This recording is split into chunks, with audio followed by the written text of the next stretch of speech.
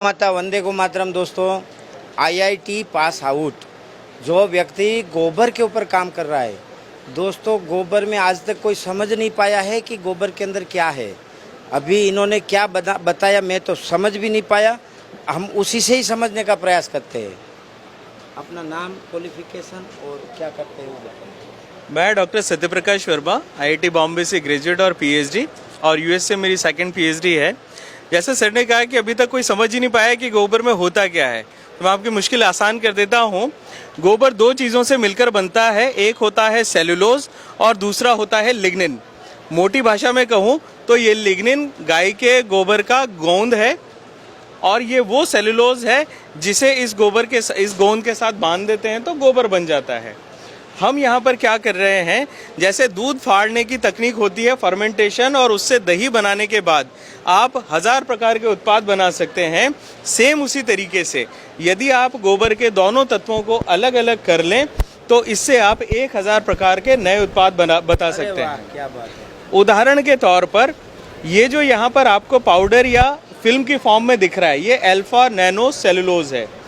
1 kilo देसी गाय के गोबर से निकलता है 8 से 10 ग्राम, लेकिन 1 ग्राम की कीमत होती है 800 रुपए से लेके 8000 रुपए। वाह, क्या बात है। यानी 1 किलो गोबर का मतलब हुआ 8000 रुपए से लेके 80,000 रुपए का रेवेन्यू। ये जो गाय के गोबर का गोंद या लिग्निन जिसे हम कहते हैं, इसकी कीमत होती है 45 रुपए से 50 रुपए किलो, और ये इस्तेमाल होता है आपकी प्लाईवुड इंडस्ट्री के लिए, जो चिपकाने वाला अधेसिव होता है उसके लिए। अगर मैं दूसरे प्रोडक्ट की बात करूं, इस पाउडर का इस्तेमाल क्या क्या है, जैसा मैंने आपको बताया 1000 प्रकार के हैं। छोटी सी उदाहरण देता हूं, ये आपके सामने बाड़मेर की रेत है, रेगिस्तान की रेत, जिसमें कुछ भी उग नहीं सकता, इस मिट्टी को कभी बांधा नहीं जा सकता। लेकिन अगर आप नैनो सेलुलोज से बने हुए नैनो बायो फर्टिलाइजर को इस्तेमाल करते हैं, ये 5 दिन पुरानी वही बाड़मेर की रेत है जिसके ऊपर काला फंगस उग गया है, और इस रेत से आप मिट्टी का ढेला बना पा रहे हैं। यानी इसमें कैरियर भी है और न्यूट्रिएंट भी है। उसी sand convert to soil, sand को सॉइल में कन्वर्ट करने का फॉर्मुलेशन। दूसरा, अगर आप देखेंगे ये नैनो पुट्टी है। अगर आप इस पुट्टी के बोर्ड को रगड़ेंगे, ये पुट्टी आपके हाथ पे नहीं आती। दैट मीन्स ये बेसिकली सरफेस के ऊपर कोटिंग का काम कर रही है, जबकि पुट्टी, नॉर्मल पुट्टी ये काम नहीं करती है। ये वाटरप्रूफ है, वॉशेबल है, हर कलर में अवेलेबल होती है। और सबसे खासियत आम आदमी के लिए क्यों इम्पॉर्टेंट है, क्योंकि ये लगाने के बाद आपको किसी भी पेंट या डिस्टेम्पर की ज़रूरत नहीं पड़ती है।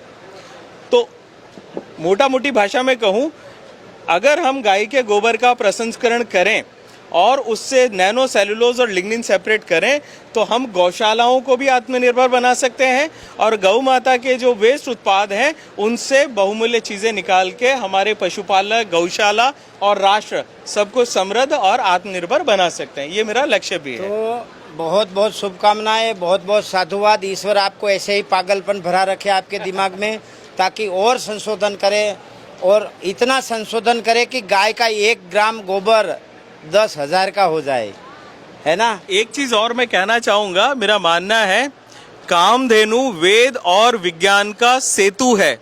हमें इस सेतु को और मजबूत करने की जरूरत है। आध्यात्म अपनी जगह है, लेकिन उसका वैज्ञानिक जो अनुसंधान है उसके ऊपर भी काम करना चाहिए, और जब दोनों मिलके काम करेंगे तो ऐसे ही मिराकुलस या चमत्कारिक प्रोडक्ट्स हमें मिलेंगे। Thank you. तो दोस्तों, मुझे तो आप लोग पागल कहते ही हो, क्योंकि मैं तो पढ़ा लिखा नहीं हूँ, फिर भी गाय के इसे उसमें घुस जाता हूँ और बोलता हूँ। लेकिन ये तो आईआईटी पास आउट बोल रहा है, अमेरिका में। हाँ, और अमेरिका में भी पीएचडी करके आया है। तो गाय सच में एक विज्ञान का स्वरूप है। यदि आपको उस स्वरूप को समझना है तो गाय के चरण में जाना पड़ेगा। गाय एक बहुत बड़ा अर्थ उत्पादन का भंडार है, गाय एक बहुत बड़ा रोजगारी का भंडार है। आपका संपर्क क्या है, नंबर क्या है आपका? 9599876530। आपकी वेबसाइट का नाम क्या है? gobarwala.com, GOBERWALA.com। ये गोबर वाला एक और पागल पागलों पे पागल। तो ये तो पूरा राजकोट का गौटेक है ना, वो ऐसे लोग आए हैं कि आप साइंस की परिभाषा को समझने के लिए यहाँ रूबरू आना पड़ेगा। इतने एक से बढ़कर एक विज्ञान को लेकर आए हैं और यही देश की सफलता है कि इस विषय को लेकर देश के युवा आगे बढ़े ताकि और जानकारी नहीं निकले। वंदे गो मातरम, भारत माता की जय।